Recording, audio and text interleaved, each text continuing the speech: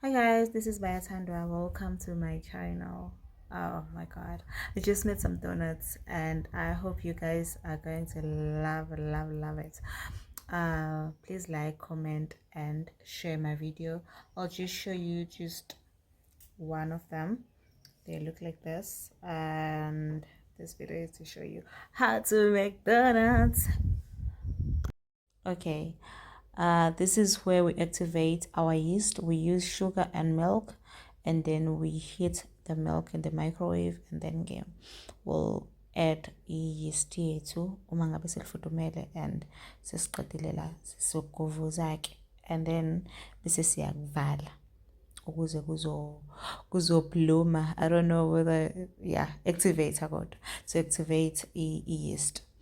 And then soqala ke la we using 2 cups of flour, nutmeg, sugar, angikali angikalile, and then with salt, and then so bese sihlanganise, and then so bese add our butter, and then that mixture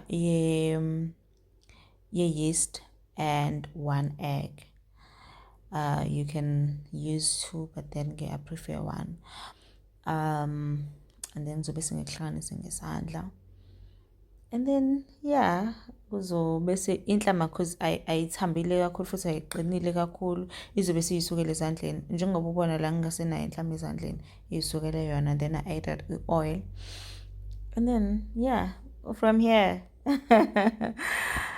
sekuhamba kahle konke. Kodwa ke phela ke, and then so bese siyangimboza ukuthi kukhukhumale, and then after this so bese siyayikweca ke lento leyo. We start by ukufaka flour kwi counter, and then ke sesizokwenza ama shapes wethu.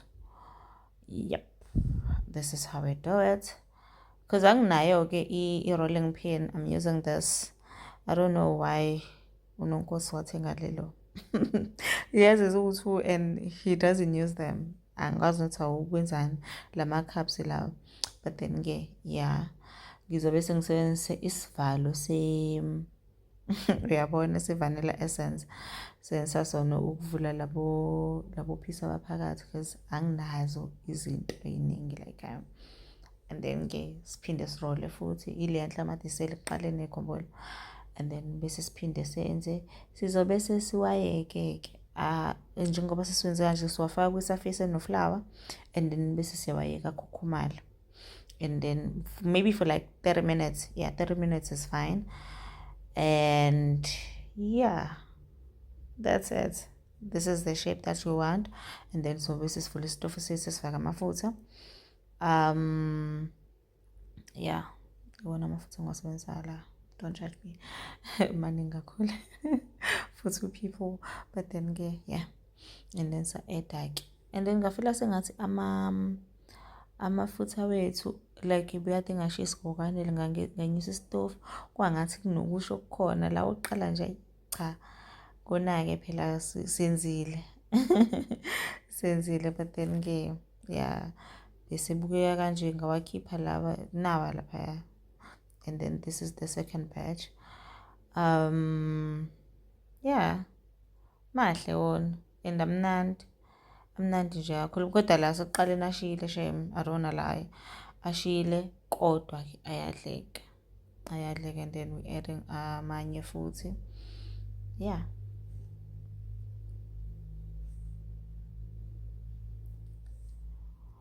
Oh my god. Futhi ngabe kunomculo odlalayo la, and then so bese smelt chocolate wethu, because anginayo enye inhlobo chocolate. This is the only chocolate engiwutholile, and ngenzile iphutha la nga-eda ubisi livela yenze yaba rani kakhulu lento le, kwamele ngi-ede omunye ku-chocolate, because uyabona kulena inkinga uvelanga kuma-clips lo ulokhu nje kakhulu umanzi kakhulu, so kwamele ngi-ede omunye ke, and then ngase ngifaka ama-sprinkles wethu, and it is perfection.